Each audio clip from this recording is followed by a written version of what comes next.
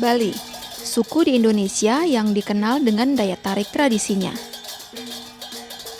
Dimanapun mereka berada, masyarakat suku Bali selalu menjunjung tinggi tradisi dan budayanya.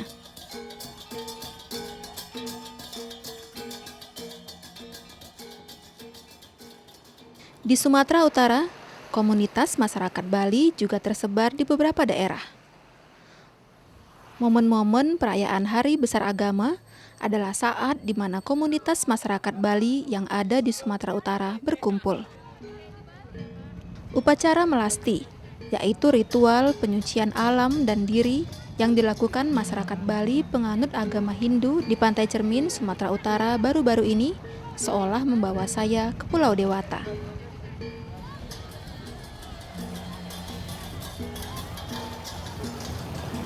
Saat ini saya sedang berada di Pantai Cermin, Serdang Bedagai, Sumatera Utara. Sedang berlangsung upacara melasti, yaitu salah satu rangkaian ibadah yang dilakukan oleh masyarakat Hindu Bali yang ada di Sumatera Utara dalam menyambut Hari Raya Nyepi. Lihat suasananya, benar-benar seperti ada di Bali.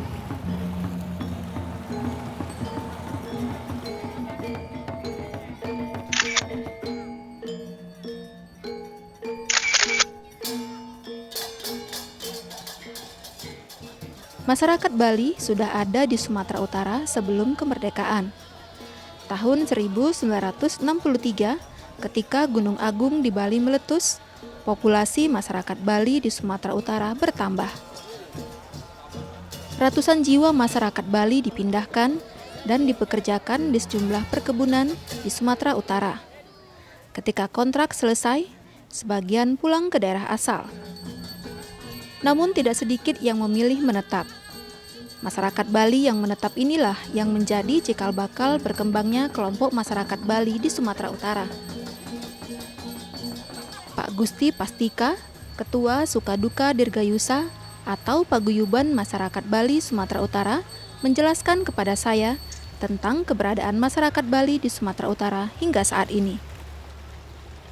Ceritanya itu semenjak tahun 1963. Ketika ada bencana Gunung Agung meletus di Bali, itu oleh Bapak Presiden kita, Pak Soekarno waktu itu, ditransmigrasikan kemari. Jadi mereka ditempatkan di perkebunan, ya. Sehingga itulah, mungkin waktu itu mereka masih remaja, terus berumah tangga, sekarang turun-temurun mereka berada di sana. Jadi semenjak tahun 1963 yang lalu. Nah, itu khusus Langkat, ya. Sampai sekarang ya, yang terakhir saya kira ada 40-50 kakak mereka di sana. Dan mereka berada di bawah pusat Medan, ya. Jadi ada apa-apa komunikasi tetap sama kami. Tentu di dalam mengembangkannya nggak jauh berbeda dengan kita di Medan lah. Mereka di situ budaya Bali ya dipertahankan. Bertetangga juga mereka baik-baik di sana, ya. Dan ada juga pura kita di sana 2. Jadi mereka anak-anak sekolah agama juga ada di sana, guru-guru agama kita juga ada. Dan setiap ada acara sana kita juga sana ikut sembahyang lah gitu. Penjelasan Pak Gusti membuat saya tertarik untuk melihat komunitas masyarakat Bali yang ada di Kabupaten Langkat. Menurut informasi, di kampung ini hidup kelompok masyarakat Bali yang masih meneruskan tradisi budayanya. Menuju Kampung Bali ternyata bukan perjalanan mudah.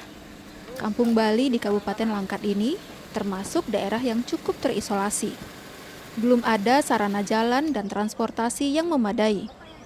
Untuk mencapai desa, harus menyeberangi Sungai Wampu dengan menggunakan rakit. Dari Sungai Wampu ini, Desa Cipta Dharma, tempat Kampung Bali berada, masih harus ditempuh selama lebih kurang 1 jam lagi. Perkebunan sawit milik rakyat menjadi teman di sepanjang jalan.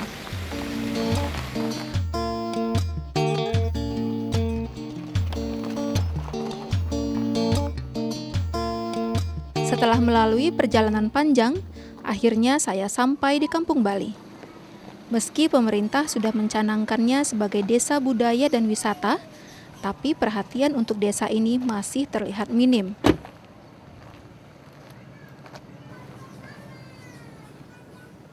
Nah, sekarang saya sudah sampai di Kampung Bali yang berada di Kecamatan Wampu, Kabupaten Langkat. Desa ini sudah dihuni oleh masyarakat Bali sejak tahun 1970-an. Bagaimana keadaannya sekarang? Yuk kita lihat.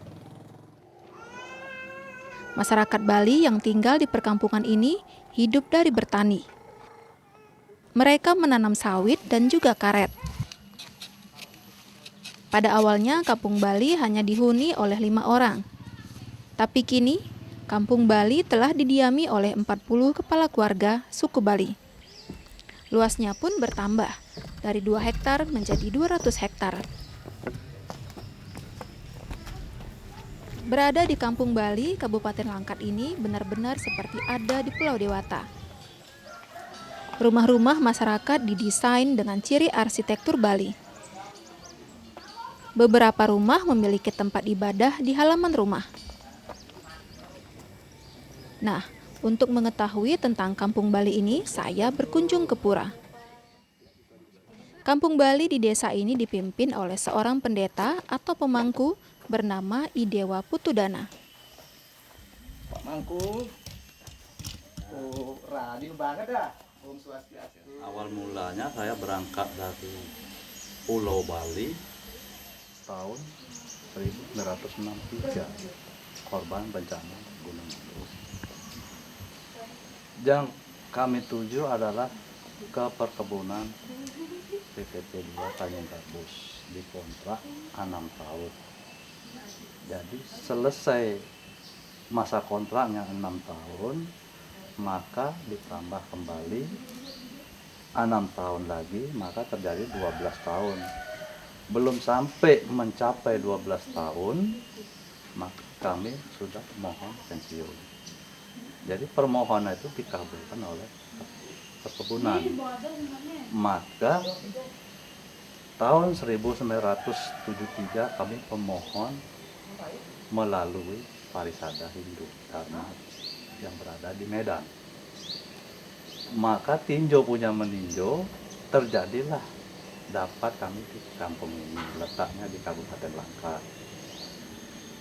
Setelah tahun 1973, maka mulailah tahun 1974 warga kami datang ke kampung ini.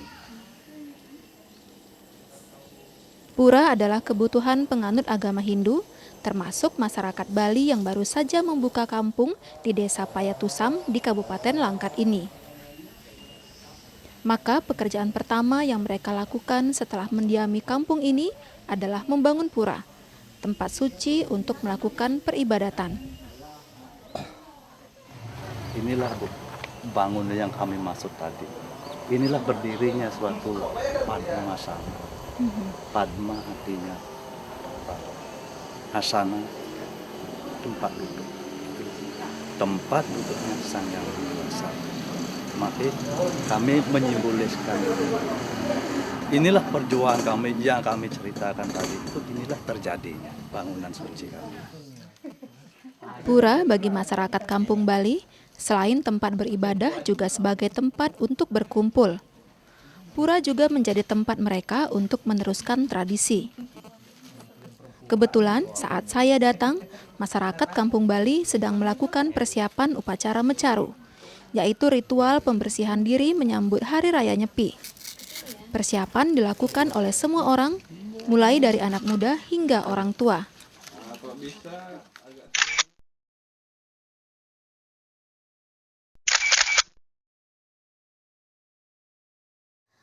Halo, boleh gabung ya? Boleh. Sambil ngajarin di sini anak-anak. Oh iya, ini sedang buat apa ini, Nek? Bikin cerawes namanya. Untuk apa itu? Untuk canang, untuk ajuman. Gitu. Gimana caranya? Boleh ajari saya? Boleh ini. Saya ajarin kok. Haha, Dari gimana? Bu Pande.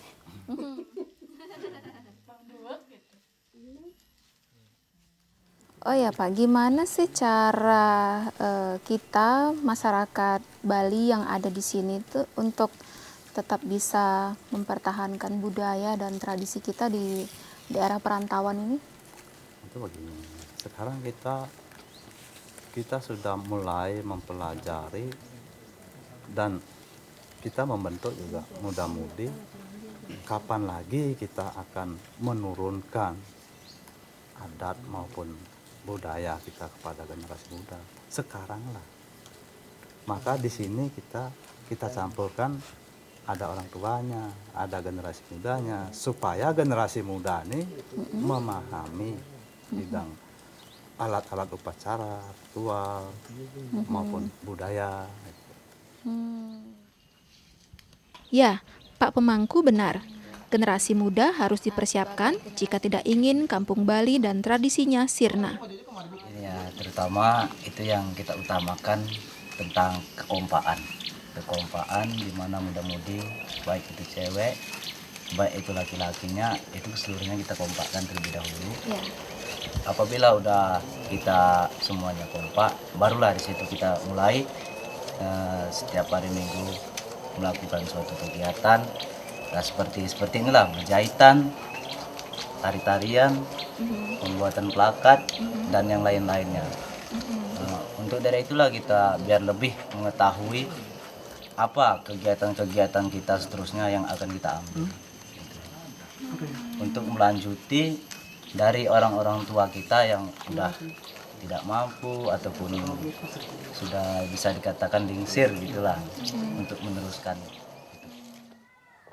Saya melanjutkan perjalanan lagi. Saya ingin melihat kampung Bali lebih dekat. Karena bertepatan dengan kegiatan upacara Mecaru, maka hari ini masyarakat Bali di kampung ini sibuk dengan persiapan yang harus dilakukan. Selain di pura, persiapan juga dilakukan di masing-masing rumah.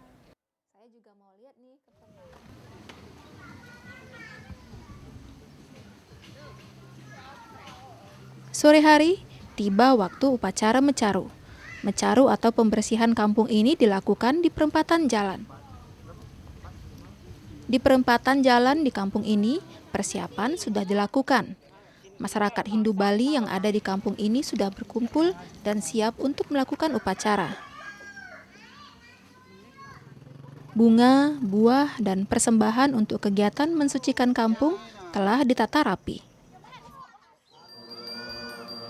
Upacara Mecaru dipimpin oleh pemangku atau pendeta.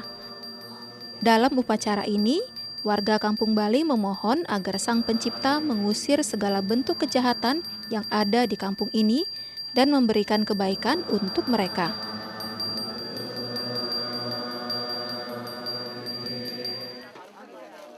Upacara Mecaru diakhiri dengan membuang simbol kejahatan ke sungai. Dengan demikian, pada tahun baru Saka esok, penduduk kampung Bali ini sudah siap untuk menjalankan kehidupan selanjutnya. Dengan demikian, pada tahun baru, penduduk kampung Bali ini sudah siap untuk menjalankan kehidupan selanjutnya.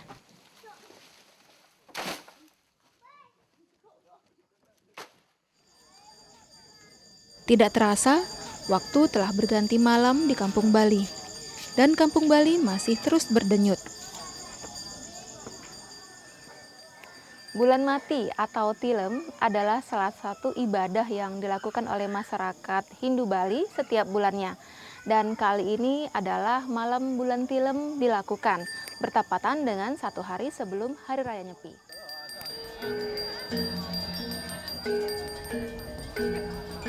Kampung Bali layaknya Pulau Bali, tak pernah sepi dari kegiatan agama dan tradisi. Tradisi adalah kekayaan budaya Bali yang perlu diteruskan dimanapun masyarakat Bali menginjakkan kaki. Sebab dari tradisi, anak cucu dapat belajar dan melanjutkan generasi.